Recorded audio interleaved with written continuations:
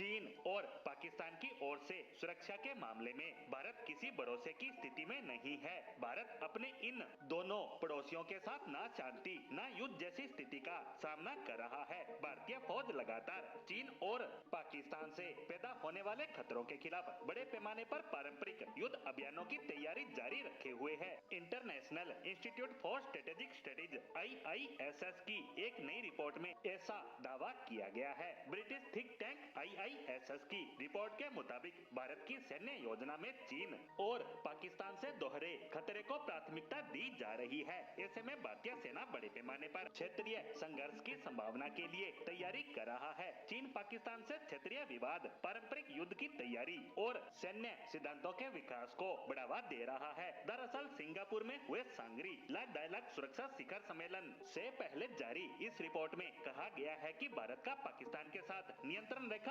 LOC पर और चीन के साथ वास्तविक नियंत्रण रेखा LAC पर तनाव बना हुआ है। ऐसे में इंडियन आर्मी अपने पारंपरिक युद्ध अभियानों के लिए तैयारी जारी रखे हुए है। रिपोर्ट कहती है कि भारत वर्तमान में एक मिश्रित सुरक्षा परिदृश्य का सामना कर रहा है। इसे चीन और पाकिस्तान दोनों के साथ ना युद्ध ना शांति की स्थिति कह सकते हैं। चीन के साथ भारत के सीमा विवाद पारंपरिक प्रकृति के हैं, इसीलिए भारत पाकिस्तान संकट की तुलना में इनके पूर्ण स्तरीय युद्ध में बदलने की संभावना बेहद कम है, लेकिन निकट भविष्य में सीमा बाहरी सैन्यकरण वाली बनी रहेगी। इस रिपोर्ट में विशेष रूप से 2016, 19 और 25 में पाकिस्तान के खिलाफ भारत की स्ट्राइक की बात की गई है। ये स्ट्राइक व्यापक सैन्य सिद्धांतों की सोच को प्रभावित कर रही है। सीमा पार आतंकवाद के खिलाफ स्वीकार्य सैन्य प्रतिक्रिया की परिभाषा को फिर से तय करने की नई दिल्ली की इच्छा भारत की रणनीतिक स्थिति की महत्वपूर्ण विशेषता बन गई है। रिपोर्ट में कहा गया है कि पाकिस्तान के खिलाफ सर्जिकल स्ट्राइक्स का विकास यह दिखाता है कि कैसे ऑपरेशनल अभ्यास